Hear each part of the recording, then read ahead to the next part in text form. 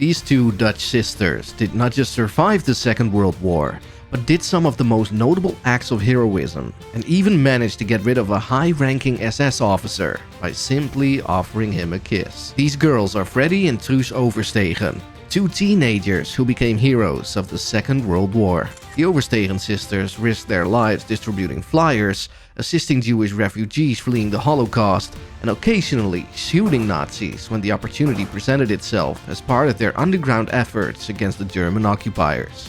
But the most amazing thing about Truus and Freddy Overstegen wasn't the cool bravery they exhibited while risking their lives to oppose the Third Reich.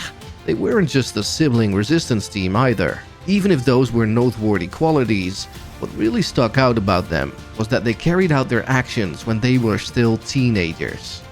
Truus joined the Dutch resistance at the age of 16, while Freddy enlisted to resist the Nazis at the age of 14. Truus and Freddy Overstegen were raised in an industrial area north of Amsterdam, known as the Red Zone due to its people's political leanings. They were born into a left-leaning working-class household.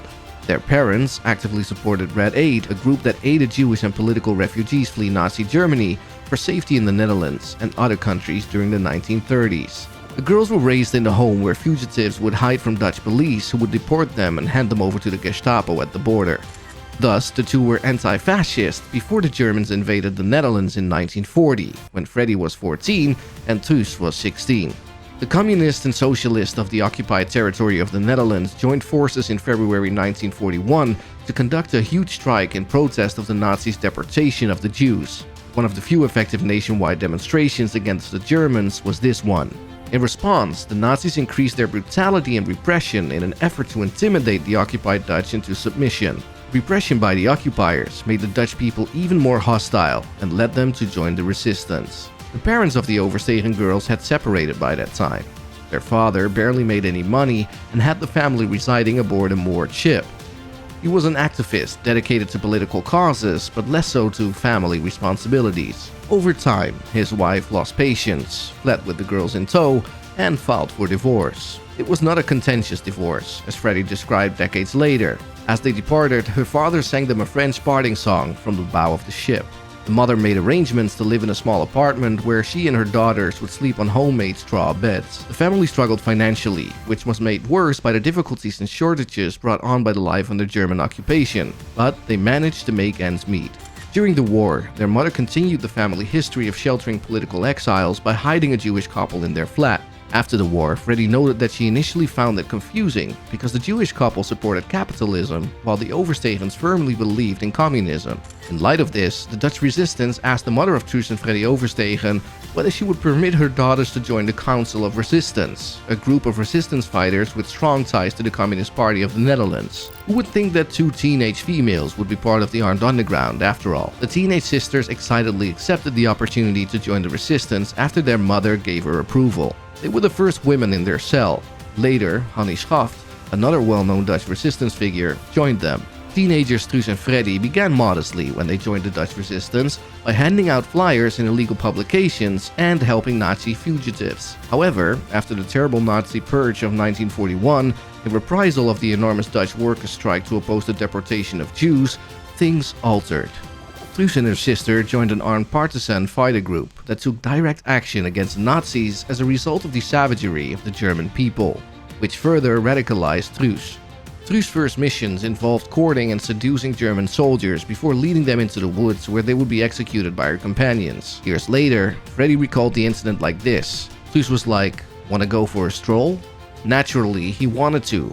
They then encountered a person who pretended it to be a coincidence but was actually in on the plan, and the friend told Truus, "Girl, you know you're not supposed to be here." They apologized before turning around and leaving. The man never realized what hit him because once he turned around, shots were immediately fired. We were not permitted to see them dig the hole, even though they had already started before we actually left. It turned out that the German soldier was actually a very high-ranking SS officer, and Truus' her name started going round the Dutch resistance. Soon, Truus was using her gun expertise to her advantage and shooting Germans by herself. She set explosive on railroad tracks and bridges to be destroyed, just like her sister. Additionally, the Overstegen girls undertook risky missions to assist certain Jewish youngsters in escaping from detention on their way to extermination facilities, and even managed to free some of them from concentration camps. Hannie Schaft was a fresh addition to the resistance group in 1943. Hannie, a devout young woman with striking red hair, was studying law at the University of Amsterdam with the intention of practicing human rights law. Unfortunately, researching or practicing human rights law was difficult in Nazi-occupied Europe.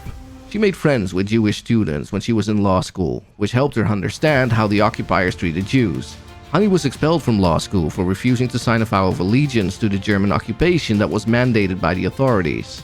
She immediately enlisted with the opposition. Similar to the Overstegen sisters, especially Truus, with whom she forged quick friendships, Hannie started her underground career with modest tasks. Her first job was as a courier for the resistance, and they gave her the mission of stealing identity documents to save Jews, including her Jewish friends, from the Nazi noose that was closing in on them. She persuaded the Resistance Council to teach her in weapons. Nevertheless, because she wanted to perform greater lifting, she quickly began carrying out attacks against German occupiers, Dutch Nazis, traitors, and collaborators with the help of the Overstegen sisters. Additionally, Hannie became fluent in German and began to interact with German officials and soldiers, extracting information from them and supplying it to the resistance. However, Hannie's sense of duty kept her from giving the resistance her whole allegiance and consent to every assignment that was assigned to her. One of the jobs she declined was to kidnap the kids of a Nazi officer. If things went wrong, it would have been necessary to kill the kids to prevent them from recognizing the resistance fighters they had interacted with. Hannie felt that killing kids was a step too far. The Overstegen sisters had a challenging life as armed partisans, one that was fraught with perils and frequently characterized by tragedy in addition to triumph. Early on, Truus, who had participated in a number of missions to aid Jews in escaping the Nazis' grasp, was present for a rescue attempt gone wrong of Jewish children that resulted in the fugitives being found in searchlights in an open field,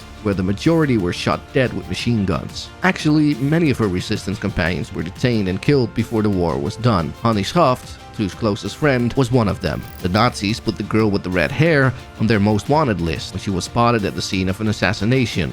The Nazis then issued an all-points bulletin, warning their forces to be on the lookout for the girl with the red hair. Hannie continued her resistance activity while hiding her identity by dyeing her hair black, but she was caught while passing out an illegal newspaper at a roadblock. She was executed on April 17, 1945, only a few weeks before the war ended.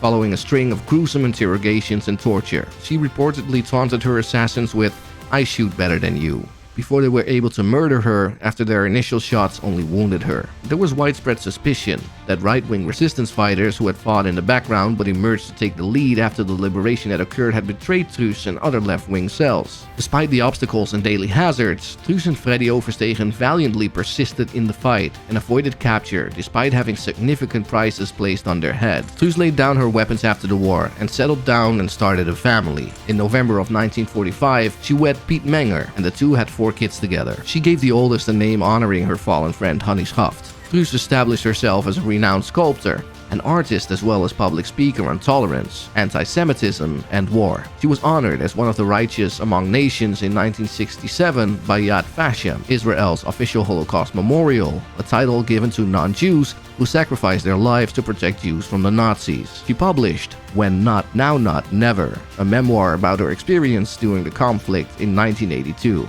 On June 18th of 2016, Truus Menger Overstegen passed away. After the battle, like Truus, her sister Freddy threw down her weapons and began to raise a family, transforming swords into plowshares. She had 3 kids with Jan Dekker after their marriage. Freddy was on the board of the Hannie Schaft Foundation when her sister started it. The Overstegen sisters received the Dutch Mobilization War Cross in 2014 for their wartime achievements. On September 5th of 2018, Freddy passed away, just one day before turning 93.